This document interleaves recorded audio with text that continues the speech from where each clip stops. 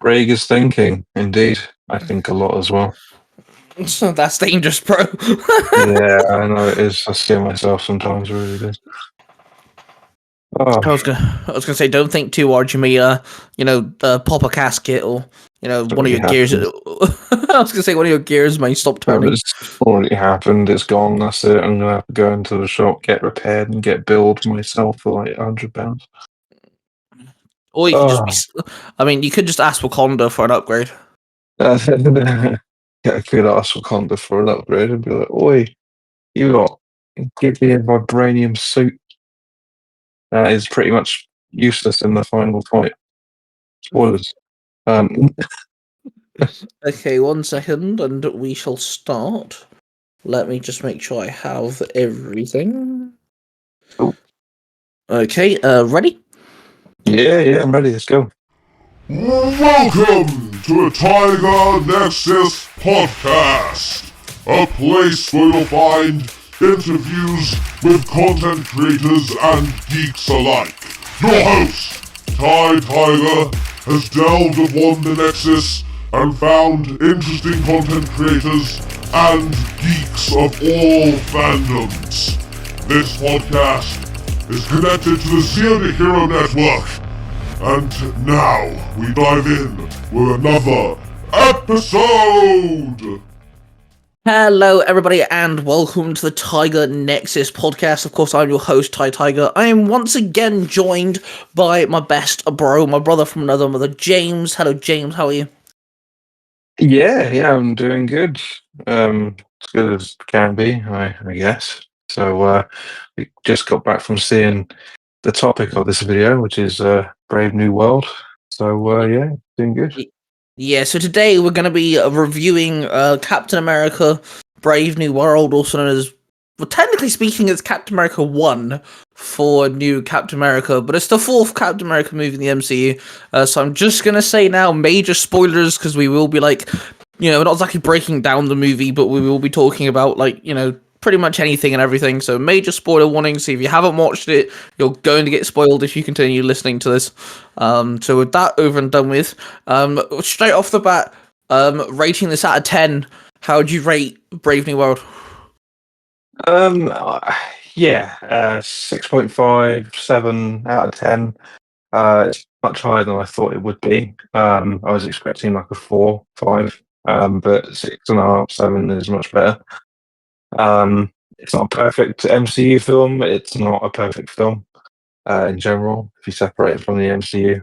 But no, it's an entertaining film. And if you don't get anything else from it, at least you can get that from it, at least. Yeah, I think 7 is where I sit. I think 7's a decent, it's a respectable rating. It's Captain America Civil War is better easily. Captain America with the Soldier is definitely better. But this is a good introduction to Sam Wilson being Captain America. I do believe and Anthony Mackie does do a good job. You can also tell he's enjoying himself. You can tell that he's enjoyed the fact that he's now got the shield, which is awesome because when a character or an actor, should I say, gets the ability to be like one specific character, like the Falcon, you're in multiple movies and you've got this path ahead of you, and then it changes and it's quite okay, he still flies, he still has wings, but it's a dramatic change. His character's no longer just Captain America's sidekick who has wings, and a pet robot. He's no longer just that character anymore. It's a big step up. You can definitely, but he's still got Red Wing with him, so that's so true. Cool. But he I think you can definitely tell he enjoys the role, which is good. I like the fact that he does. Yeah. I mean, I think he takes through it really well. I mean, people keep making obviously in the film, he gets compared to Steve Rogers, and he's completely different. Like he holds the same values and stuff like that, but he's not a super soldier. He's just Sam Wilson. He's human like anyone else. Obviously, he has military training and he's good at what he does, but Yeah, I think he has this. It carries over from the Falcon and Winter Soldier, where he feels like he has this massive role to fill, and he has to live up to what came before. But obviously, as we both know from watching the film, Bucky says that you don't have to be. Basically, putting it plain and simply, like Steve Rogers was great, but he's no longer here, and he's given you the mantle. So do the best you can. Basically, that's all you can do. And I think Like, that was a really nice bit at the end that they did with Bucky. I know they turned it into a bit of a joke, but it was kind of heartfelt. It's like do what you can. You're not Steve, but we understand that. So well, okay, 2 points going off what you just said. The first one is I like the fact they brought up the super soldier serum because Falcon and Winter Soldier was Sam accepting the fact that he's now Captain America, where Brave New World is Sam accepting he's not Steve Rogers, which is two different lessons, I guess. And he literally tells Falcon, he tells Bucky, he even makes like a comment when he's fighting the Red Hulk, like, yeah, screw you, Bucky, I don't need a super soldier. And yeah, that's a laugh type deal, because he does get a few broken ribs and stuff. And I like the fact he kind of has that mentality of, well, if I had the super soldier serum, I'd be up par slightly, I'd be able to handle more of a threat, and I'd be able to keep up with all these other threats and heroes. So I like the fact he does, even if it's just a mentality for this movie, I like the fact he does go through that thought process. And then the second thing is, when it comes to Bucky, you said about the fact they do make it a joke. I'm glad they kind of did, though, because Bucky and Sam weren't friends in the beginning. Sam didn't like Bucky, and Bucky didn't like Sam. Bucky was Captain America's first sidekick, who ended up being an assassin for several years, and did some terrible shit. Who he had to go through a redeeming arc, and Sam became Steve's next psychic. So the two psychics had to learn to get along, where now they're actually friends, and they both have to accept the fact that Sam's now Captain America, and that Steve's not around, so they can't rely on Steve, they have to rely on one another.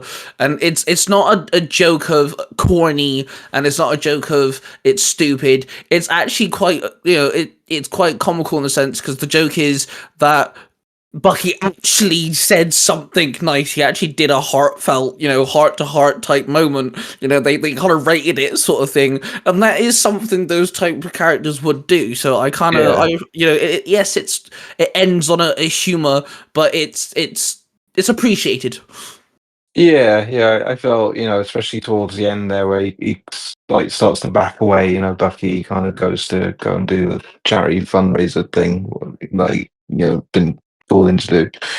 He says something like, "Oh, I love you, man," sort of thing. So there's like a really nice, kind, and kind of brotherly love that goes on between them. Even though they're not related, but because it's out of their friendship with Steve, they've kind of banded together over the years. These two characters that had such a cool dynamic in Civil War, where it was like a love-hate relationship. He's like, "Oh, I hate you, man," like in the airport fight scene. And it's really cool to see, like, over the kind of events of these films that have gone on in the TV series, they've grown really close. And it's just nice to see that, even though, Sam is not a super soldier, Bucky can fully appreciate that, I believe in this guy because Steve believed in this guy, you know? Yeah. And it kind of gives you the warm and fuzzies. It did with me, at least. Yeah, I agree. And it was also not on the trailers as well, which I liked. It was a nice surprise, and they even shot it in a really good way. Sam's worried about the new Falcon because he gets injured. He's watching the surgery go down, and you hear the door open and close, and Sam's like, "Yeah, leave me alone." Like he's in a right foul mood. He's like, "Yeah, just fuck off," type thing. And then the camera pans and Bucky stood next to him. I'm like, okay, that's a nice surprise, yo. It's not. Yeah. Winter Soldier could have helped to fight Red Hulk, for example, but instead they decided to go down the, brother route, the heartfelt route instead, which I like the fact that it was also hidden from us as well. Yeah, it's nice for something for once to not be spoiled in a trailer, or kind of altered slightly. So even though it's not a massive cameo, I still appreciate that. Hey, it was put in there. It was not a massive cameo. It wasn't, Stephen Strange for some odd reason turning up. Just Bucky Barnes giving, a word of advice to his friend. That's what it was. Yeah. To be fair, with Marvel trailers, they do quite often reveal a lot of stuff, but they also are very good at keeping some things hidden. We Yeah. didn't see the leader at all. Throughout No. I mean, I think what Marvel does best with the trailers is that even if they are going to reveal something quite revealing, they tend to, or they used to. I don't know if they do it anymore because I don't think they're allowed, but they used to, obviously, like with the Infinity War trailer. That was quite heavily edited, and a lot of what you saw in the Infinity War trailer didn't actually end up in the final film, and it's happened with a couple of other MCU films as well. But even when you do get a trailer for an MCU project, whether it's a TV series or a film, they are mostly pretty good at keeping spoilers under wraps. I think they're pretty good at that these days.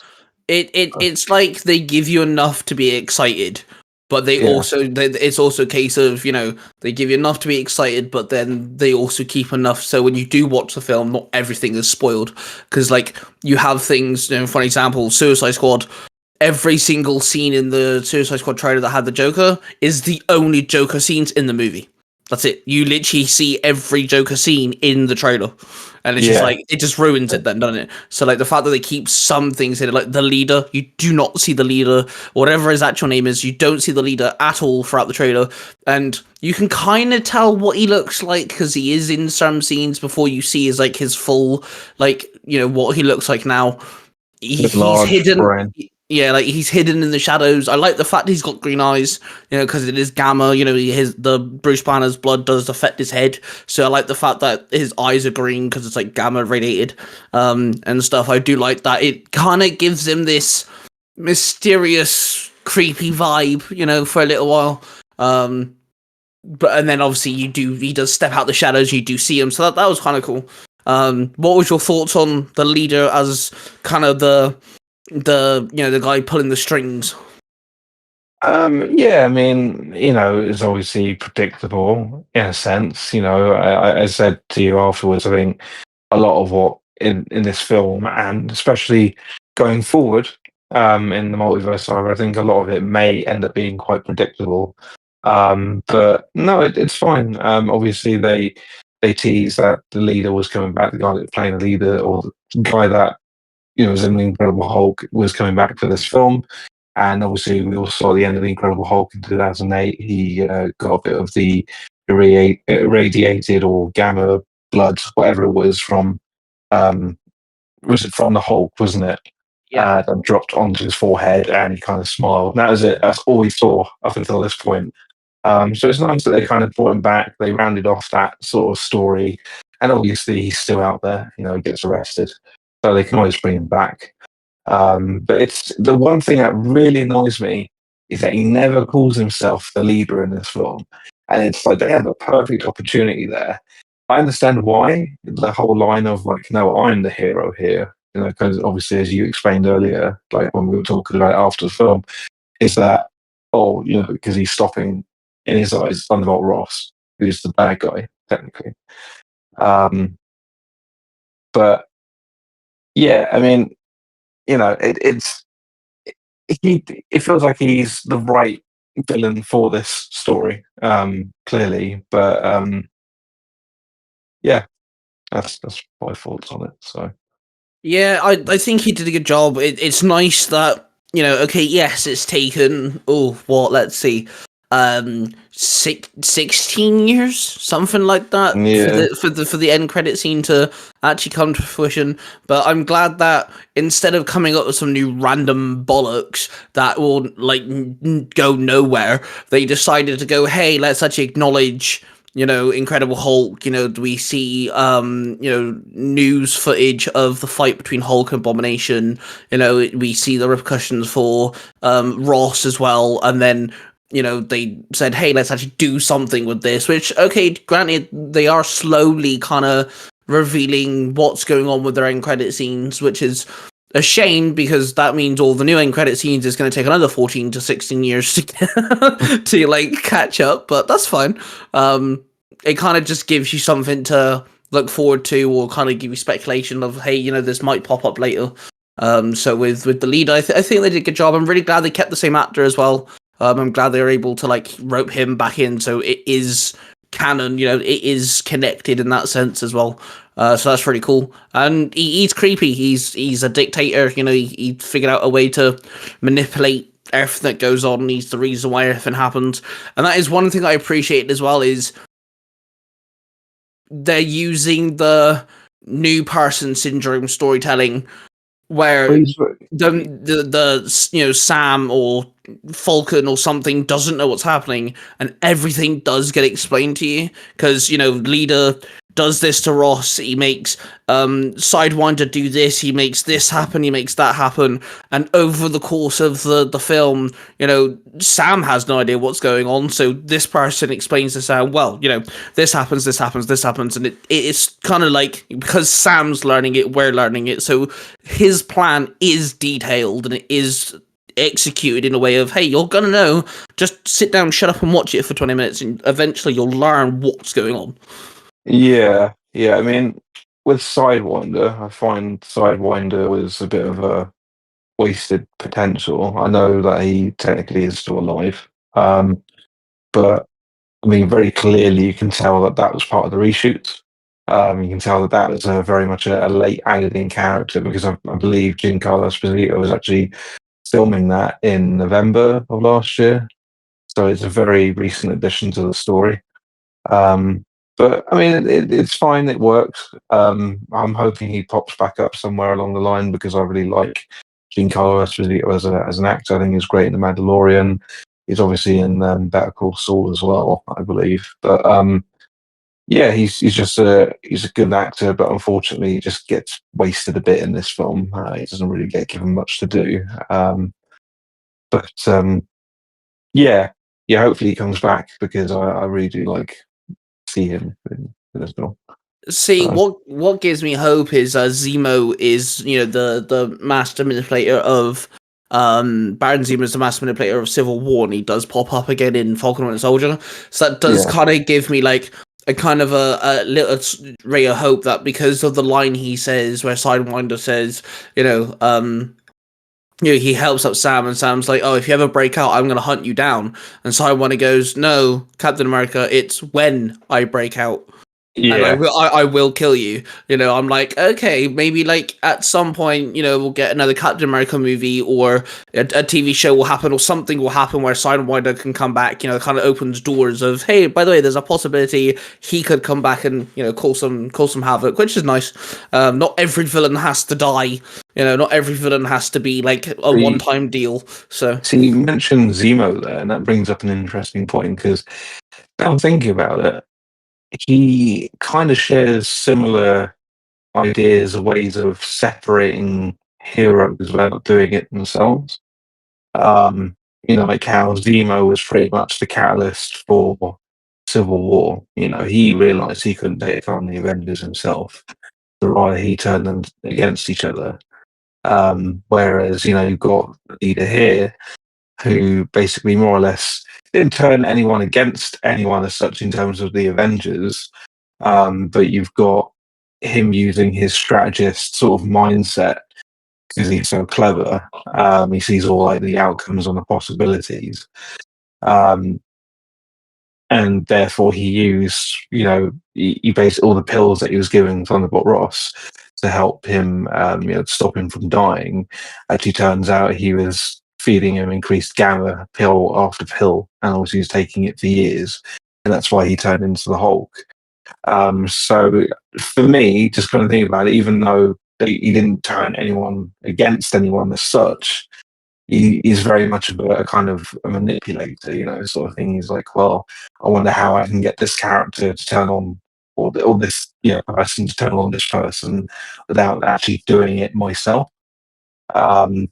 So that's the kind of what I was thinking, where he was doing it himself as such with the tablets. But it was not, he wasn't like actively involved in it. If that makes any sense. It is So, it is similar in the aspect of, though, Zemo and the leader ruins someone's reputation or ruins someone's image through manipulation, because obviously Zemo ruins Winter Soldier and the Avengers, and then the leader ruins Ross. So yeah, like yeah. and I actually predicted this. I don't know if you remember a couple months ago when the first trailer came out. I said to you, I was like, I guarantee now it'll be like Zemo, where the leader's manipulating everything, and it's just going to be a case of like he's the mastermind behind everything.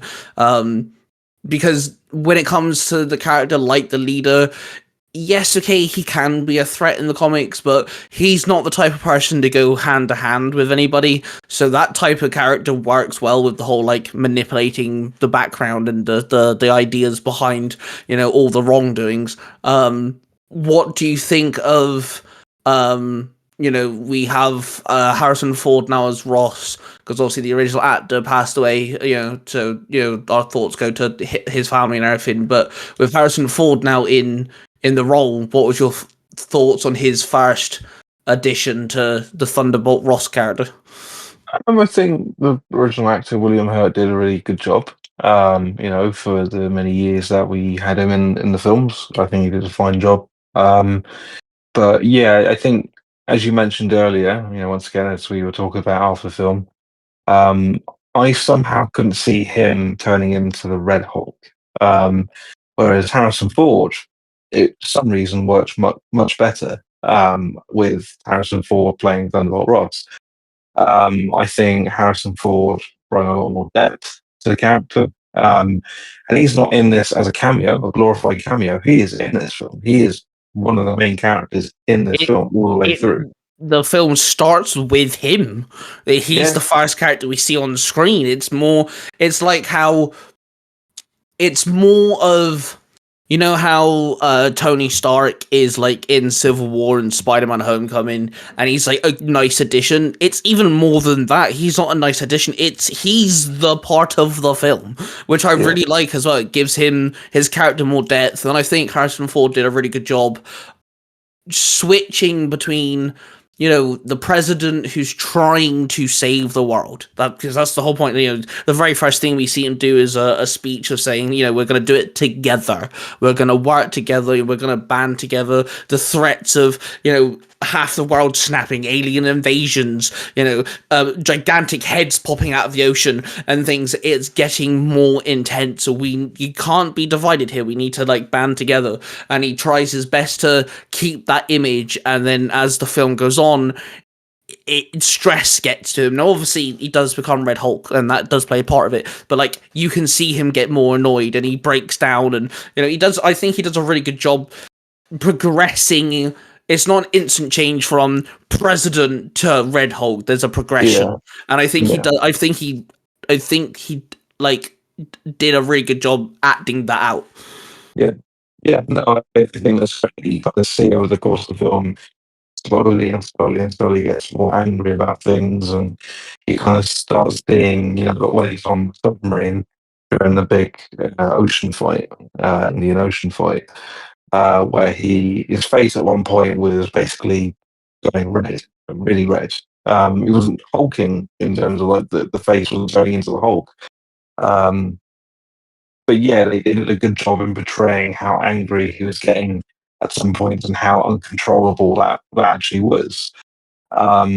Especially when he had to leave the control room in the submarine to go out, and he started, crushing a pipe on his hand, and his eyes started to glow red, and all of a sudden one of his kind of aides, obviously she came in, I can't remember her name, but she came and she's like, sir, blah, blah, blah. And that's when he started to calm down, sort of thing. And obviously, he couldn't look at her because his eyes were glowing red.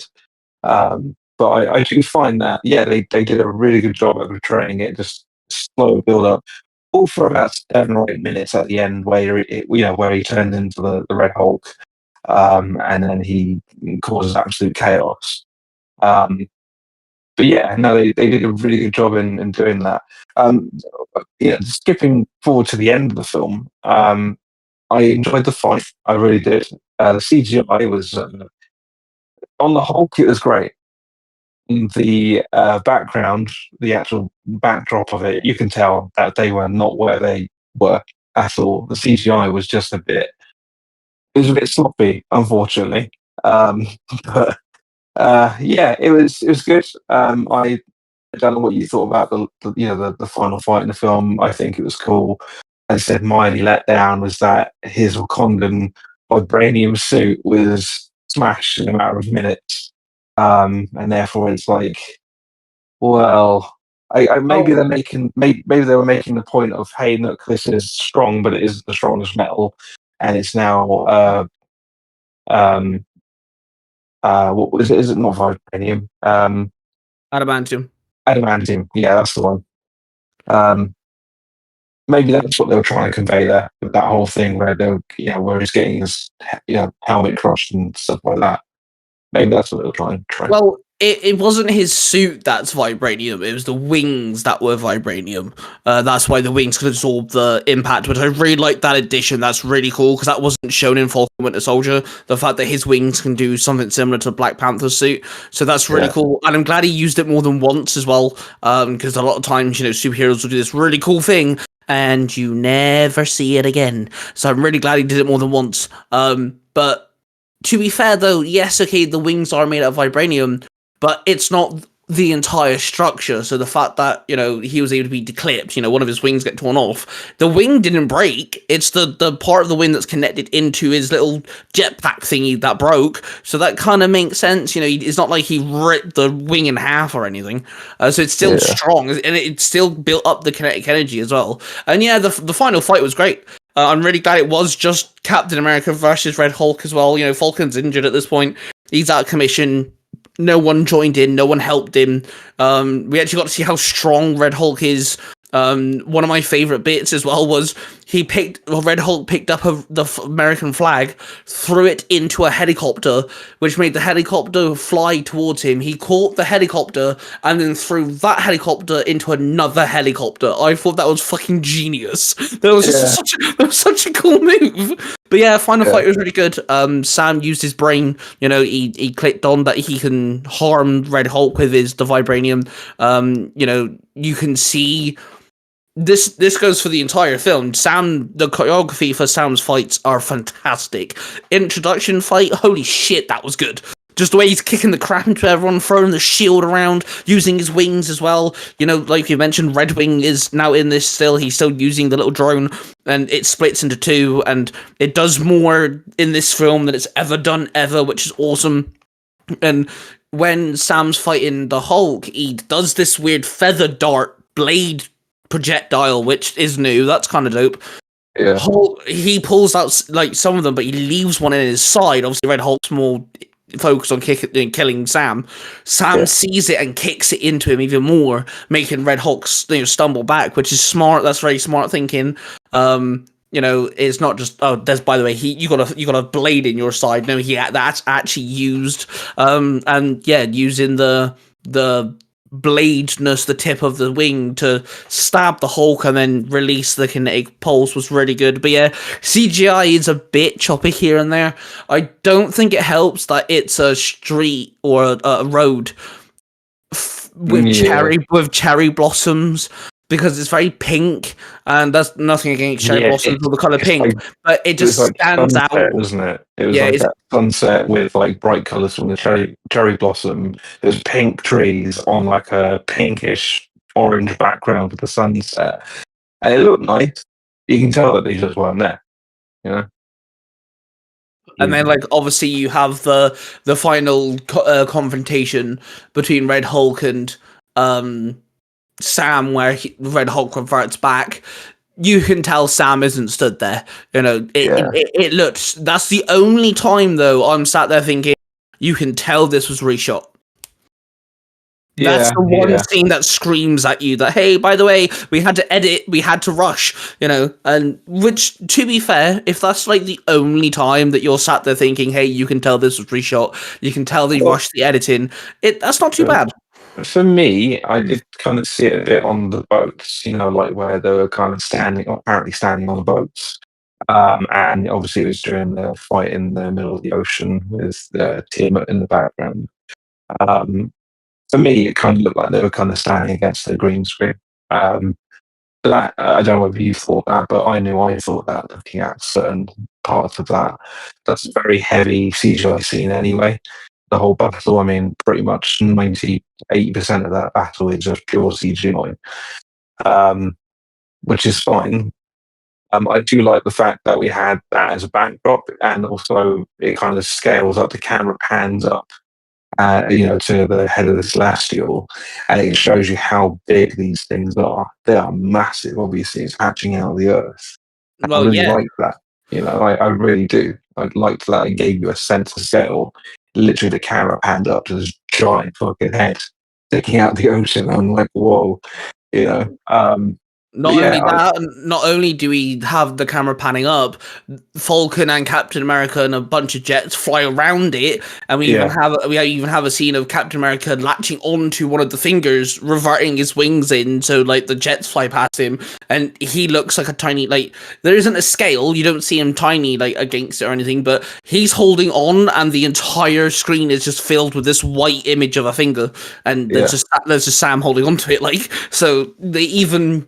It's not a battleground, but they even use it as a they fly around it and stuff, and it's huge, it's gigantic. Yeah, I agree with you. I think it's good that they finally acknowledge the idea of, oh yeah, by the way, just let you know, there's a gigantic head and a hand popping out the ocean.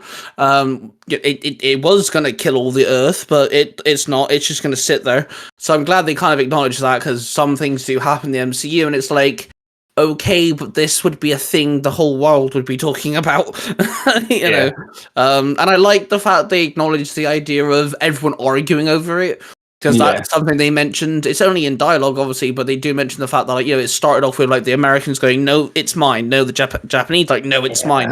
And all this. It's like, hang on. I'm glad they actually did something like that in the film, because that is realistic. That is what we do in real life. That is literally what would happen. Something like that pops out in the ocean with like a rare like metal that is stronger than anything that we've ever had before. That America would be like, we need to own this, and we need to own it quick. This is ours. It's not the UK's. It's not anywhere in Europe. It's not Russia. It's not China. It is ours. We have to claim this. But obviously, as it went down in the film, Japan started to kind of think, oh, well, they think that we're dumb because, they sent Captain America to go retrieve our apparent stolen bit of adamantium. And it's very, I'm glad that they touched upon that, because that is precisely what happened in real life. We can't agree, unfortunately.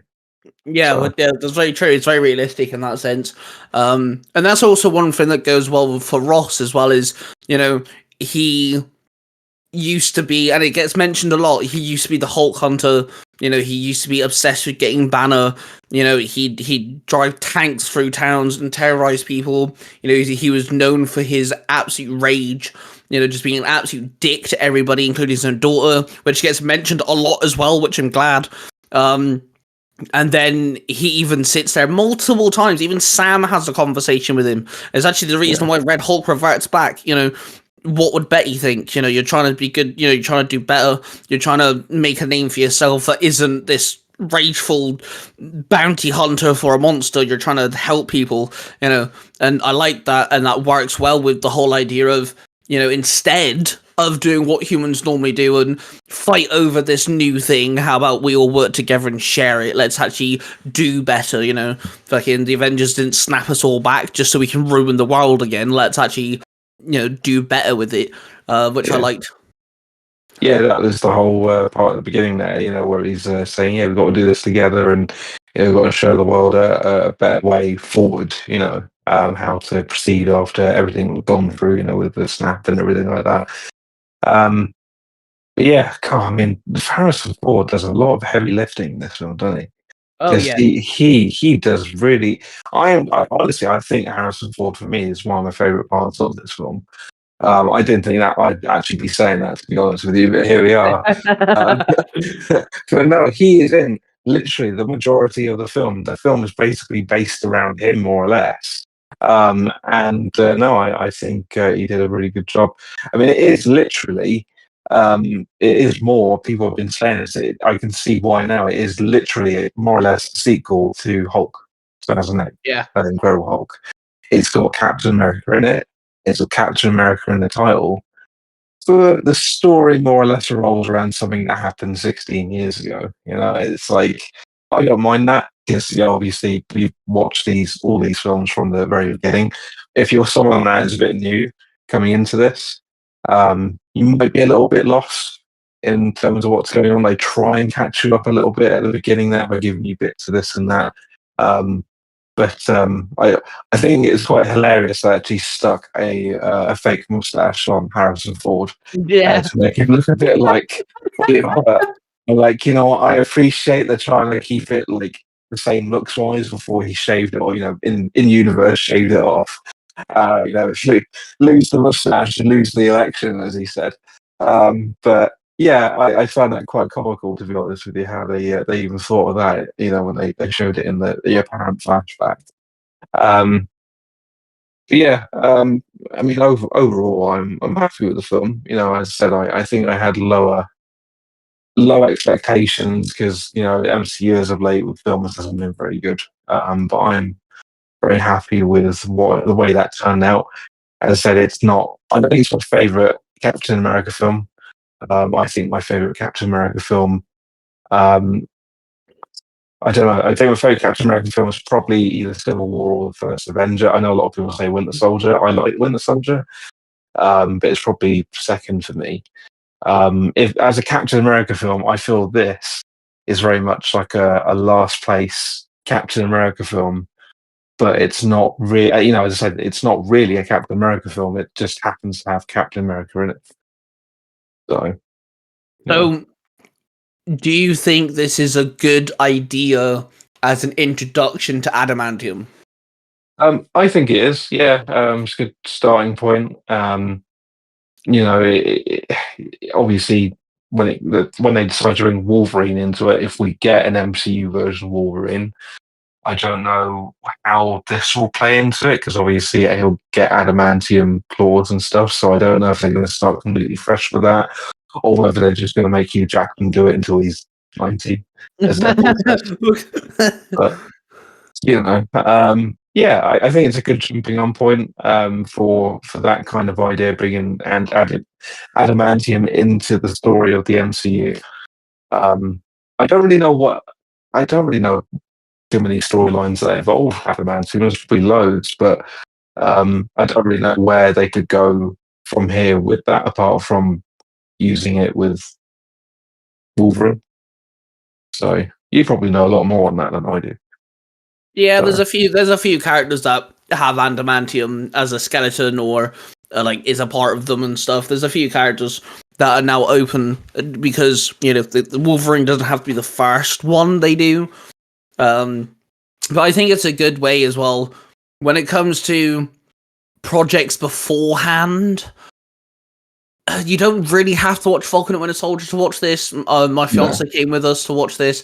She hasn't watched Falcon and Winter Soldier yet. She's just finished the Infinity Saga, and we watched Eternals beforehand because this does have Bradley in it, which is the super soldier who's introduced in Falcon and Winter Soldier, and he was Captain America, and after all the science experiments and all the war that he did, he gets put in prison for 30 years, and I actually really liked what they did with him. He actually had a lot of screen time. The whole driving point for Sam is to get him out of prison because he gets brainwashed and tries to kill Ross, or he doesn't actually try to kill Ross. It looks like he's trying to kill Ross, which I'm glad that was a point. But he does kick some ass as well. He throws people around.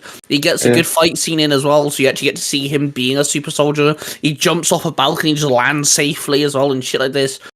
She does actually get a good scene in. Did we actually get an explanation in the film to the reason why they actually used that particular song for brainwashing? I can't remember the name of the song, but I can't remember them explaining that at all. No, they didn't give a reason why it's the song, but it's the song that is the why it's brainwashing. But the leader mostly just used that song. It's just the leader picking a song, I guess. But they do explain him. They explain Bradley, because he's introduced to the Falcon, so he's you get an explanation. The Eternals, it would be helpful if you watch the Eternals. It explains more, but I do think you don't have to watch it to understand. It's more of a case of if you... Okay, I guess you kind of do have to watch it in the sense of where this big head came from, and then the one you do definitely have to watch is The Incredible Hulk. That is now officially, you need to watch that movie. So I'd say Eternals and Incredible Hulk you do need to watch, but Falcon Winter Soldier you could realistically skip. Just watch it for more backstory, really. More than anything else. As I said to you earlier, I think if you do watch all these things, you appreciate the little details a bit more. But you don't need to watch them in order to appreciate the good time that you're going to have with the film, So yeah, if you do watch all that, like we have, because we're big fucking nerds, then you're going to appreciate everything that's on screen. But obviously, with your fiance Nia, she hasn't watched everything. She's not fully up to date yet, but again, she didn't really need to be, and I think she pretty much understood what was going on. So. Yeah, the only question she had for me after is, she was kind of confused on how the pills turned Ross into the Red Hulk. That's the only thing that she was a bit like, which it's fine. Not everyone's going to understand every single tiny detail, so I just explained it to her, again, in a way that she'd understand. And it had nothing to do with anything from previous projects, So 2 more things I want to mention before we leave here.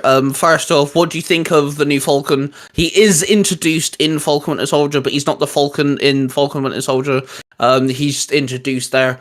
It kind of shows you how Sam meets him. But as the new Falcon, what's your thoughts on him as a character? Yeah, we get we get teased very early as him maybe taking up the set of wings at the very end of the Falcon Winter Soldier, which is pretty cool. And then obviously you start off the film, and pretty much within 20 minutes or so, 15 minutes, you actually see him in his repurposed gear that he got off Sam as the new Falcon. I think he's pretty cool. I think. We haven't really seen loads of him, obviously he's very early on in his kind of Avenger sort of style career in this film. Obviously by the end of the film he gets knocked out and going taken out of action, which obviously he's going to recover from. But yeah, I think he was quite cool, to be honest with you. But yeah, I'm kind of interested to see where they take his character. If they do take his character anywhere, obviously we're at a point now in the MCU where there's so many bloody characters. It's going to be. I don't envy at all the person that's writing Avengers Secret Wars. That seems like a headache in itself because there's too many characters at this point in time. I think he's cool. Good addition. I think he's a good solid wingman to the new Cap. Can't wait to see what they do with him. So. I think my 2 favorite scenes with him is when he first puts on the suit, he kicks some ass and he stands there and he looks all heroic, and then he starts going yes, and he starts dancing slightly. He's really chirpy, he actually got to kick some ass as the Falcon. I love that. And then at the end when he's he made a bit of a hiccup, he got caught in an explosion, he's kind of hurt, he had to go through surgery. Sam's talking to him and he says that grown up in Mexico, he watched the Avengers, he watched them all on the news, that's all he wanted to be an event, he wanted to be a hero, and he wanted to be like the Falcon, and that's who Sam is. It's a nice little in a way it's him saying, I've got your back, I'm gonna be next year. You don't have to worry about not having the super soldier serum, not failing here, failing there, because you inspired people before you were even Captain America. Without the shield, you were inspiring me to be a superhero. I wanted to be you, man. Stop worrying, it's okay. And it was a nice moment. I liked that between, and he's a fun character as well. He's not overly goofy like Drax or Rocket or anything. He's just fun. So, I really appreciate they've toned down the humor in this film. yes. Felt Yeah. like there was just the right amount of humor. Obviously, towards the end there with Bucky, you got him making a bit of a joke, and then maybe with Isaiah and the new Falcon, and obviously Sam as they're walking into the White House, they were joking around a bit and stuff. But I felt that was the right level of jokes and fun, It sort of was thing. And it was natural though. That's the yeah, thing. Because exactly. if you've got 2, 3, 4 friends who hang out and do that much work together, it's you're gonna have banter, and that's what the jokes were. It was them bantering with each other. Like Yeah. when they all get invited to the White House, they all say, "Oh, let's airdrop it to each other," and Jacqueline goes to Bradley, and he's like, "Oh, that's on your phone, by the way. Do you want me to like zoom in real quick, like because you're old, and it's like he's taking the piss out of him Oh because he's yeah, an old yeah. He dude, said, "Do you want me to make the text bigger?" Yeah, yeah, there's little things like that. It's just banter at the end of the day, but that's respected and understandable because they all hang out. Captain America and Falcon go on missions. As we can see, Bradley's been training, helping Sam train. He's now going to help the Falcon train and things like this. So like it's just because you're hanging out with these people, banter's gonna be a thing, especially if you get along with them. And that's what the joke is at the end with Bucky and Sam as well. It's just banter at the end of the day, which is nice. It's not like Thor: Love and Thunder or Guardians of the Galaxy where it's meant to they try to go for comedy. This is just banter. Yeah, exactly. Yeah. Yeah. And then my last thing I wanted to mention is Sam agrees at the end of the film that he needs to make the Avengers. The Avengers have to come back because obviously they have more threats now, like the leader, the Red Hulk, and all this sort of stuff. He agrees that he can't do it by himself. He needs to. He even says to Falcon, "You've got a seat. You're with me." And we have 2 Avengers films coming up. We know it's Doomsday and Secret Wars. We know it's gonna tie up this train wreck of the multiverse saga. And the end credit scene is the leader apparently has used his smarts to figure out that war is coming, and he says to Sam, "How are you going to fight the others?"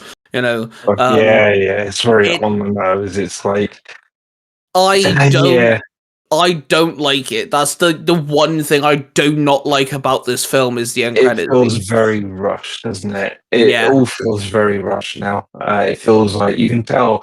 It feels like they're trying to sprint towards the end of this phase, the saga of films, with by ending it with Secret Wars, and it's because they know they fucked up, and that's fine. If they feel like they need to get it out of the way and over and done with, then that's fine. That's fine by me. But yeah, the end credit scene, I'm very surprised they only had one end credit scene. It's not like a Marvel film. They normally have 2. But yeah, it felt very ham-fisted and very on the nose for my liking. And I'd be quite happy if they just left it on a rather, warm and fuzzy note with the conversation between Sam and his wingman. But no, they added that on the end, and it's like, yeah, sure, whatever. We know that Doomsday is coming and Secret Wars is coming. We know that there's going to be an incursion of some sort. But yeah, no, that just didn't feel necessary to me. The thing is, right, they could have done it in multiple other ways. Like, even if they had to use the leader, even if that was the rule and restriction, they had to make it so between Sam and the leader, they have a conversation, and the leader is the reason why Sam gets like hinted to that something bad's about to happen. There's other things they could have done because apparently he's just that smart that he knows that how the universe works and shit's gonna happen. That's bullshit. Like, he could have easily said, when I was tinkering with the experiments and I was fucking around with everybody, I got contacted by someone, but this person's wasn't contacting me from Earth. And then Sam could make an alien joke because obviously he's done that before. He could be like, "Oh, okay, the aliens aren't new to Earth, dude."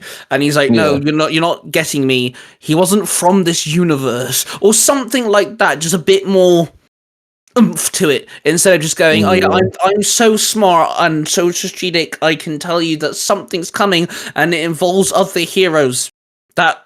You're Yeah. gonna have to it's this bull. That's literally the You have only to defend scene. yourself from the others, and it's Yeah, like that's actually that is my okay. Yes, the CGI is choppy here and there, but you can excuse that. Honestly, the only scene I actually sat there and went ugh at is the end credit scene. That's the only scene I'm actually disappointed with is the end credit scene. Yeah, no, it felt very. I wouldn't be surprised if that was one of the reshoots that they probably did. They were like, oh, we need an end credit scene. What can we do? And that was probably like, oh well, we can do this to tease this. Yeah. But as I said, I don't think it needed it. I think we could have very happily have had no end credit scene for a change. Or what they could have done is, as we know, these storylines are going to continue. After the multiverse saga, we're getting the mutant saga, and we're still going to get sequel films. It'd have been kind of cool if the leader went, something on the lines of, "You think Ross is the only person who I poisoned with Gamma? You think the Red Hulk's the only threat you're going to have?" Yeah, Tease they something could have done else, that. something like that, or lead into the next Captain America movie instead of Look, I think forcing. they know.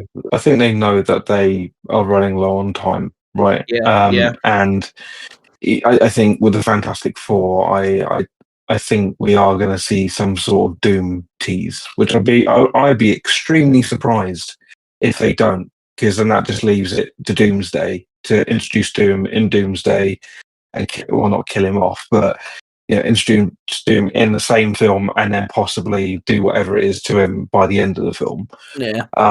Which is a lot to do. Whereas if you tease him in like a 1 or 2 minute post credit scene, then people go, "Oh, okay, this is this new threat. Okay, that's fine." But yeah, no, I mean it. It just feels to me, honestly, I feel these days end credit scenes aren't worth sticking around for in the MCU personally. But Yeah, they're very touch and go. But yeah, there we go. We that's our review for Captain America: Brave New World. I think we both kind of sit on a overall 7. I think it's very good. It's a lot of people are bitching, like literally, like we said, the take away the end credit scene away. Beginning to end, there's a few choppy moments with the CGI. The but it's excusable. That's the thing. That it's not enough choppiness. That a lot of it does stand. Red Hulk looks fucking fantastic. Captain America's suit looks really fucking good. Things like that. It's just a few backdrops, a few background things, just a bit you can kind of tell was edited a bit rushed. But that's excusable. So yeah, we have a good new Captain America movie. To start off the live action of the MCU. I think 2025 is going strong at the minute. And of course, James shall return on the podcast a couple of times this year. We're going to be reviewing all action movies. So that's obviously Thunderbolts and Fantastic Four. Daredevil is also going to be reviewed. And we don't know if we're going to do a whole episode on Ironheart and a whole episode Man, but we will at least do an episode that we do discuss them at least. But yeah, so that's us for this episode. James, to those who are a bit iffy on maybe watching Captain America or are going down the route of it sucks because this, that, and the other. What would your words be to them? The people are a bit hesitant on watching it. yeah, I would say it's an entertaining time. I'd say I left the theatre feeling satisfied. It's not going to change your life. It's got issues as a film. It's got issues as an MCU film, but it's fine. I had a fun time with it, and that's all I could really ask for. But yeah, if you're on the fence about it, maybe wait, a week or two until the audiences get smaller, and then go see it for yourself. But I wouldn't say it's something that you need to go out and see immediately. But yeah, I'd say it's worth watching at some point. So. Anyway, that is us, guys. Thank you very much for tuning in. Of course, if you're listening on Spotify or any other podcast platform, give us a rating and all that jazz. And if you're on YouTube, don't forget to subscribe. And of course, let us know what you guys think of Captain America Brave New World. Let us know your ratings out of 10. We are very curious. And if you've pinpointed any other problems, especially when it comes to like the CGI and the editing stuff, do let us know, because we are curious. Of course, everyone experiences a movie differently, so we are very curious to see your reviews on the movie as well. Thank you everyone for listening. We love you all, passion, and we shall see you guys in the next one. What you have just listened to is a product created by the Three Ranger Bros Studio, hosted by three cosplaying fathers who happen to be massive geeks of all sorts of fandoms. They are Mark, the Red Cornish Ranger, Cosplay Dude 637, and Ty Tiger. The studio covers different types of YouTube videos, TikToks, podcasts, and live streams. If you wish to find out who cosplays who, the YouTube channels, the TikTok accounts, and the podcasts, and all of the other social media platforms, please go to the 3rangerbrostudios.com.